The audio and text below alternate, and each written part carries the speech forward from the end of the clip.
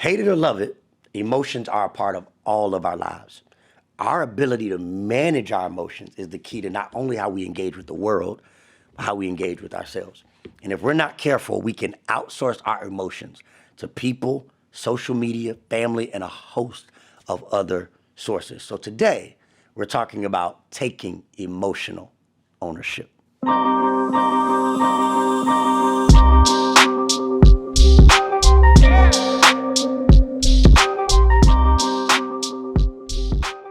Family, welcome to episode 8. It's amazing to think that we are coming to the end of our first season, and this has been an amazing journey. Let me just pause and say thank you. I had no intention of jumping into the podcast world. This was new to me. It was something that I had been thinking about for some time, and it just felt like everything was right at this moment. And your love, your support, your text messages, your testimonies, your emails, your comments have been so life-giving. I'm lost for words. And I just want to say thank you to every single person who's tuned in throughout this season, who's not only lent us your ear and your heart and your time, but even to those who went a step further and you've liked and subscribed and shared and reviewed and rated. This has helped us to do things I never imagined, and it's helped us to also help other people, because that's the goal of this podcast, is to help as many people as possible find the courage to start over, stay strong, and shape their future. So thank you, thank you, thank you. If you're new to the podcast, maybe this is your first episode and you're jumping in, go back and check out the previous 7 episodes and know that the Square One podcast is actually birthed from a book that I released last year called Square One, Finding the Courage to Start Over, Stay Strong, Shape Your Future. And in it, we talk about 4 core convictions and conversations that everybody should have with themselves in Square One seasons. If you look up the definition of back to square one, it literally means a setback after a failure or a difficulty. Well, the reality of it is all of us hit square one moments at some point in our life. None of us can avoid it, right? We start over in some way, shape, or form. Maybe we had to start over in relationships. Maybe we had to start over in a work situation or vocationally. Maybe we had to start over in just a personal way. No matter what it may be, we all will encounter the square at some point in our lives. How we navigate it and how we get out of it says everything about our future. So I'm just so humbled for those who have joined us. We've done our master class. We've had our coaching group, which has been phenomenal. And we have some other things in store. So, hey, on this last part of the season, I don't want you to miss out on everything that's happening. Head over to the website right now, VernonGordon.com. There you can be on our email distribution list. You'll never miss an update. You can always go there. You'll find updated resources.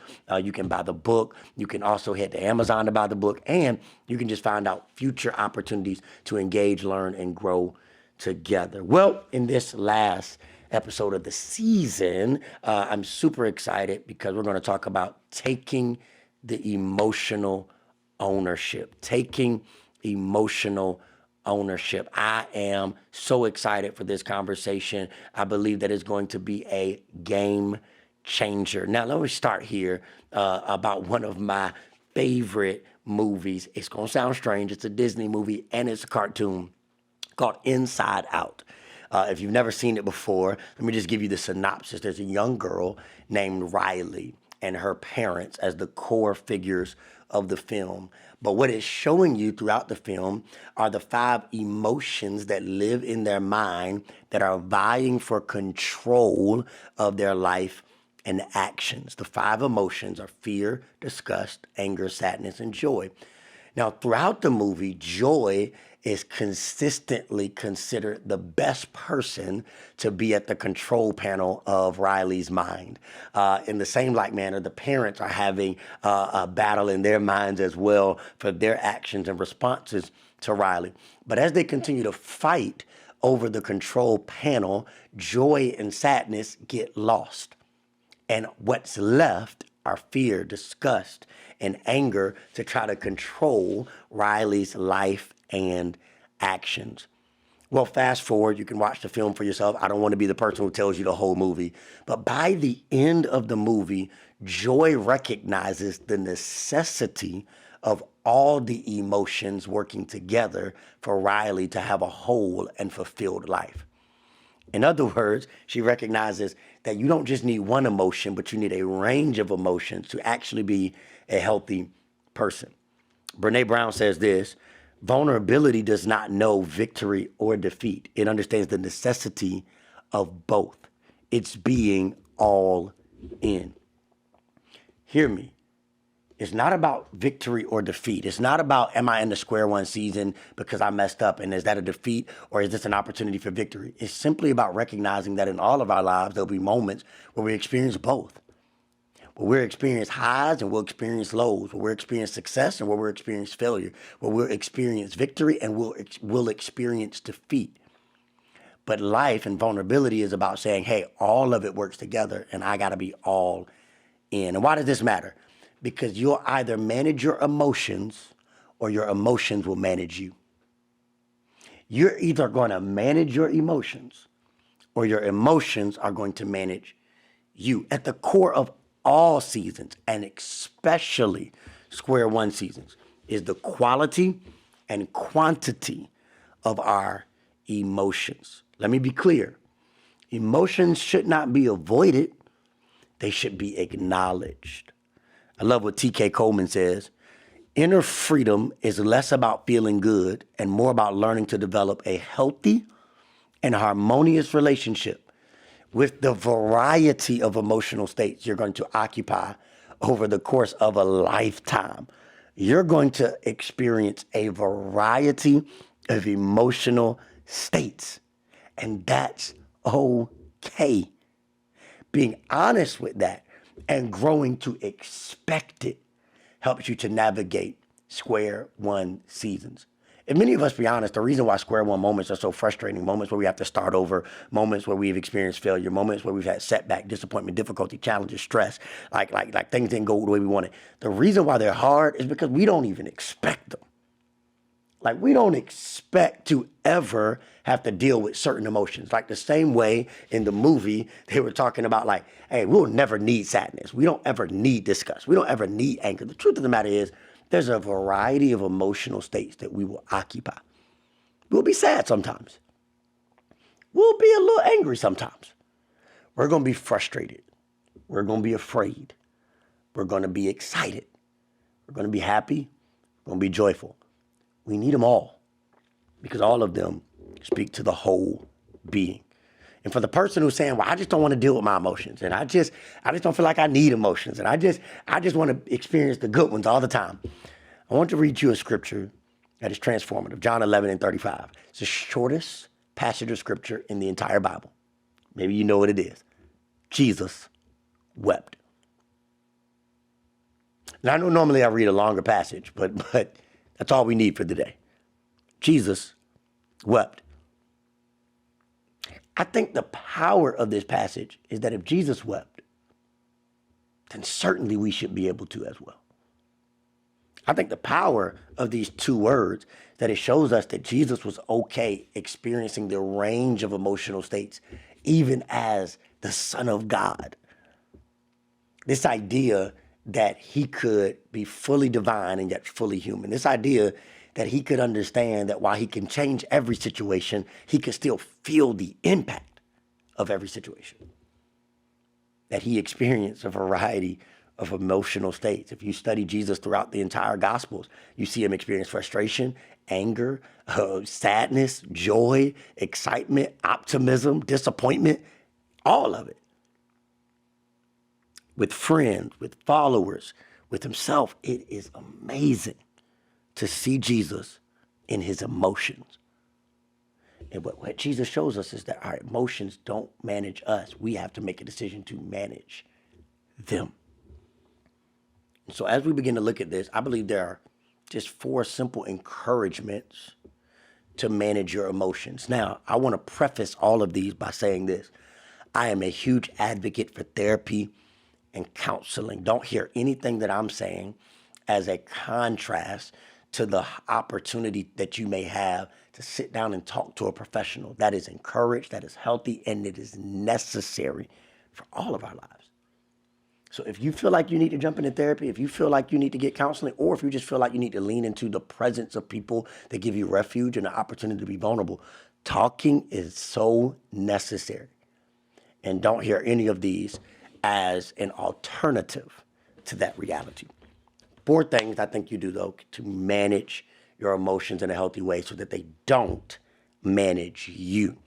The first one is guard yourself from overexposure. We live in a culture where we are overexposed. Social media, timelines, all of it consistently puts things in front of our eyes that sometimes we don't need to see because our emotions can't handle anymore. In a lighter way, maybe you are on social media all the time and you're seeing things happening on the timeline. Maybe you're seeing exes, or maybe you're looking at your timeline and you're constantly comparing and it's affecting your emotions. You got to be honest about that. You got to be aware. You got to acknowledge it and be like, hey, my emotions might benefit from cutting back on this a little bit. My emotions might benefit from having less screen time. My emotions may benefit from seeing less of that.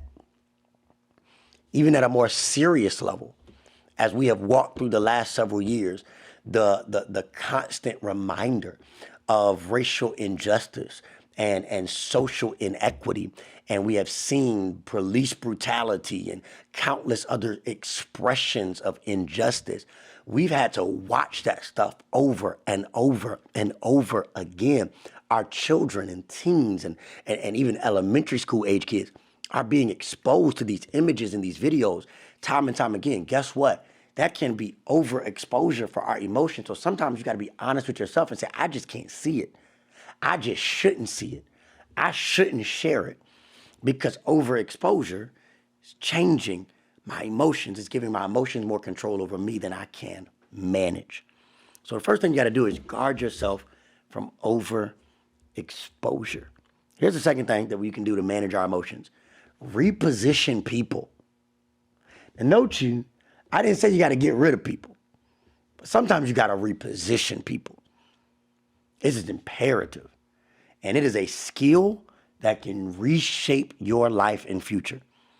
Sometimes you get to square one moments, and the same way we talked about in an earlier episode, that you got to evaluate your commitments and ask the question, are my commitments aligned with my values? Well, in the same way, sometimes you got to ask the question like, hey, are the people in my life where they need to be? Not are they on the bus, but are they on the right seat in the bus?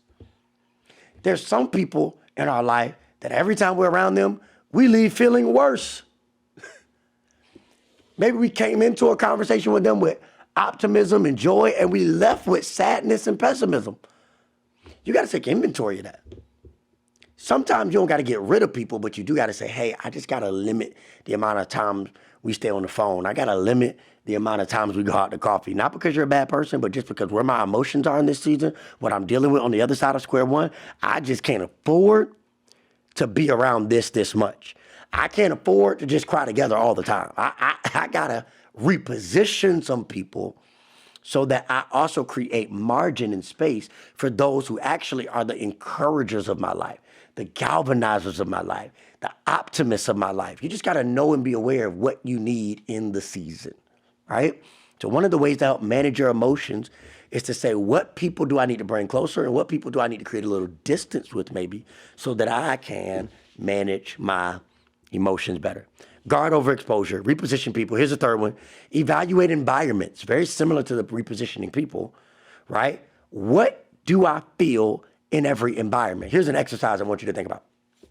I want you to write down the feeling you have when you leave your most frequented environments. Just try it. Write down the feeling that you have when you leave your most frequented environment. When you go to this friend's house, or this gathering of people, what kind of feeling do you leave with? Do you leave like, man, I feel accountable, I feel supported, I feel like they push me, but in an appropriate way. I feel like I can conquer anything. I feel seen and known and loved. Or do you leave the environment and you're like, man, I feel less confident than I walked in with. I feel more insecure. I have more doubts than when I started. What do you feel in the environments you most frequent? Maybe it's a class, a workout class you go to, or maybe it's a running group that you're a part of. And you're like, man, when I leave that, I just feel energized. I feel clearer. I feel stronger. I feel like I'm crushing my goals, and it just gives me momentum for other things in my life. Maybe that's a thing, right? Lean into that. But you don't know what you need if you don't inspect where you are, right? So one of the ways you manage your emotions is also you have to take inventory of your environments, right? Three things so far: guard your overexposure, reposition people, evaluate environments. And here's the last one. And this may be the preacher one. This is certainly near and dear to my heart. Speak to the mountain, not just about it. Speak to your mountain, not just about it. There's this passage of scripture where Jesus is walking with his disciples, and the disciples are asking him about faith, and he says this to them. He says, if you believed, you could speak to the mountain and it could be thrown into the sea. In other words, what Jesus was trying to get them to understand is that you have so much power in your voice, so much power in your faith, but you are living beneath your potential because you're speaking about stuff, but you won't talk to it. And there's some things in your life in square one seasons where you just got to make up in your mind, I'm going to stop talking about it and I'm going to start talking to it. So the feeling that I'm not enough, I'm going to start speaking to that feeling. And you start affirming to yourself, no, I am called. No, I am great. No, I am worthy. No, I am powerful. No, I do have potential. No, I am going to be wealthy. No, I am going to be a great parent. Whatever doubt, whatever pessimism, whatever feeling, whatever narrative, become a mountain in your life. Stop talking about it.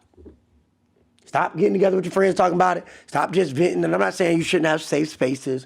Don't misconstrue what I'm saying. But sometimes you got to make up in your mind, I've talked about this enough. I'm going to start talking to it in faith that this is not going to be my story, not going to be my narrative, not going to be my portion. For some of us, we got to speak to the mountains in our family. We got to speak to the mountains in our behaviors. We got to speak to the mountains in our parenting, whatever it is. Don't just let the mountain exist in your life and you always talk about it, but find the faith to speak to it. And I believe that you'll see faith rise, hope take over, and you'll find the courage to manage your emotions, to take emotional ownership. And this is one of the dangers of our society, because we live in a culture that, if we be honest, we can outsource our emotions to a lot of places. People, things, social media will all tell us how to feel. But when we manage our emotions, we take emotional ownership. You say, I'm going to take ownership over my exposure. I'm going to take ownership of the people I give access to me. I'm going to take ownership over my environment. I'm going to take ownership over my mountains. Don't just outsource your emotions. Take ownership of them and watch your life change forever. I'll say this, one of my favorite movies of all time was The Wizard of Oz. And I'm about to be judged, I know, but I love The Wiz, but I think I like The Wizard of Oz a little bit more. One of my favorite movies of all time. And in the movie, Judy Garland has this song that she sang, Somewhere Over the Rainbow. You might have heard of Somewhere Over the Rainbow, right, and all that. And when you look at the song, it's very easy for us to just think, man, great lyrics. But when I did the research, the song was actually published in 1939 by a Russian and Jewish immigrant named Isidore Hochberg. The inspiration of the song resulted from Jews in Europe who were under hostility and freedoms were being taken away, what we would come to know the Holocaust. And many of his family members were in concentration camps. And so as he was writing and hearing what was happening to friends and family of his back home, he pens those lyrics.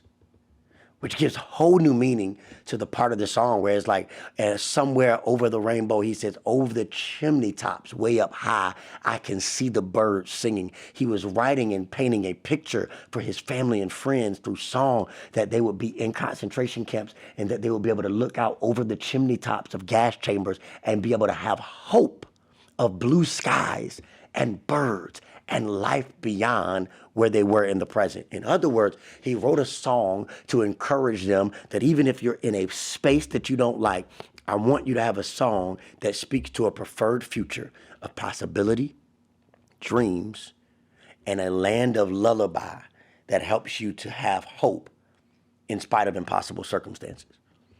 He gave them tools to own their emotions in a moment where they could have just outsourced them. I don't know about you, but that hit me like a ton of bricks, this idea that the lyrics of this song were written for a people who had no hope in sight, and yet his encouragement to them, meant to them through song, was to take ownership of their emotions, that yes, the circumstances are unjust, and certainly it is a tragedy, and we will not ascribe any other language to it. But he says, you can still decide to speak hope and joy into your life in every place. And he writes it for that purpose. So here's my challenge. My challenge to you is to take the time to write something to your emotions, to determine what's going to be the soundtrack to your emotions. Maybe you'll write it as song lyrics. Maybe you'll write it as a letter to your future self.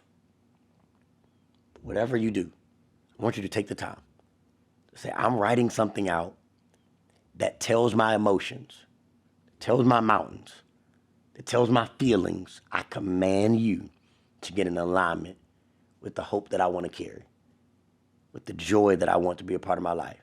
Because emotions can either manage you or you can manage them. Hey, I love you guys, and I'm excited for all that we've experienced over these 8 episodes. I am hoping that today's episode blessed you, helped you, served you in some way. Don't forget to do me a favor, rate and review this podcast. Like, subscribe, and share. I know I say it every week, but it does do so much to help us fulfill the mission. If you don't already have Square One, don't wait another moment. You went through the podcast, you might as well find out the other things that are lying in each one of the chapters so that you can take it to your life to another level. And don't forget to go over to VernonGordon.com. Make sure you put your email in. I want to be able to consistently have conversation with you so that as we continue to grow together, we can continue to stay strong, start over, and shape our future. Love y'all.